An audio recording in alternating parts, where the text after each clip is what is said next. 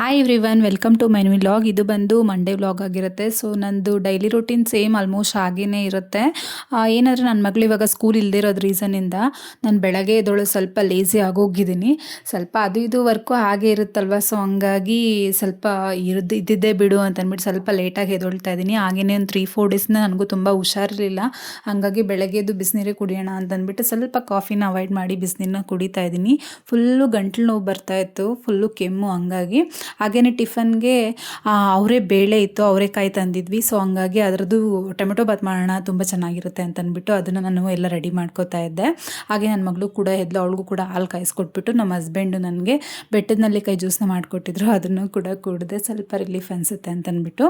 ಹಾಗೆಯೇ ಇಲ್ಲಿ ಟೊಮೆಟೊ ಬಾತ್ಗೆ ಏನಂದರೆ ನಾರ್ಮಲಾಗಿ ಎಣ್ಣೆ ಹಾಕಿ ಇದಕ್ಕೆ ಪಲಾವ್ ಐಟಮ್ಸ್ ಏನೇನೋ ಪಲಾವ್ ಸಾಮಾನು ಇರುತ್ತಲ್ವ ಅದೆಲ್ಲ ಮಸಾಲ ಐಟಮ್ಸ್ ಎಲ್ಲ ಹಾಕಿ ಇದಕ್ಕೆ ಟೊಮೆಟೊ, ಈರುಳ್ಳಿ ಎಲ್ಲ ಚೆನ್ನಾಗಿ ಹಾಕಿ ಸ್ವಲ್ಪ ಉಪ್ಪು, ಅರಿಶಿನ ಎಲ್ಲ ಹಾಕ್ಬಿಟ್ಟು ಚೆನ್ನಾಗಿ ಮಿಕ್ಸ್ ಮಾಡ್ಕೋಬೇಕು. ಹಸಿಮೆಣಸಿನ್ಕಾಯಿ ಕೂಡ ಸೇರಿಸ್ಕೋಬೋದು. ಸ್ವಲ್ಪ ಗ್ಯಾಸ್ಟ್ರಿಕ್ ಅಂದ್ಬಿಟ್ಟು ನಾನು ಸೇರಿಸಿರ್ಲಿಲ್ಲ ಅಷ್ಟೇ.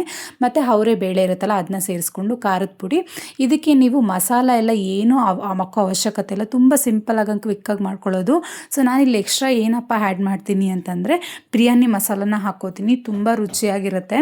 ಸೊ ನೀವು ಮಸಾಲೆ ಎಲ್ಲ ಚೆನ್ನಾಗಿ ರುಬ್ಕೊಂಡು ಮಾಡ್ತೀರಾ ಅಂತಂದರೆ ಬಿರಿಯಾನಿ ಮಸಾಲ ಅವಶ್ಯಕತೆ ಇಲ್ಲ. ಇಲ್ಲಾಂದರೆ ಬಿರಿಯಾನಿ ಮಸಾಲ ಹಾಕ್ಕೊಂಡು ಮಾಡಿ ಸಖತ್ತಾಗಿರುತ್ತೆ. ನಿಜವಾಗ್ಲೂ ನಾನು ಇದೇ ಥರನೇ ಟ್ರೈ ಮಾಡೋದು, ಬೇಗ ಕ್ವಿಕ್ಕಾಗಿ ಆಗಬೇಕು ಅಂತಂದರೆ. ಹಾಗೆಯೇ ಅವ್ರಿಗೂ ಎಲ್ಲ ಕಳಿಸ್ಕೊಟ್ಟು ಬಾಕ್ಸ್ಗೆಲ್ಲ ಹಾಕಿ ಕಳಿಸ್ಕೊಟ್ಟೆ. ಹಾಗೆಯೇ ಮಂಡೇ ಆಗಿರೋದ್ರಿಂದ ಪೂಜೆ ಎಲ್ಲ ಮಾಡ್ಕೊಳ್ಳೋಣ ಅಂತಂದ್ಬಿಟ್ಟು ಮನೆಯೆಲ್ಲ ಕ್ಲೀನ್ ಮಾಡಿಕೊಂಡು ಕಸ ಎಲ್ಲ ಗುಡಿಸಿ ಮನೆಯೆಲ್ಲ ಒರೆಸಿ ಆಚೆ ಬಾಗಿಲೆಲ್ಲ ತೊಳೆದು ರಂಗೋಲಿನ ಹಾಕೋತಾ ಇದ್ದೆ.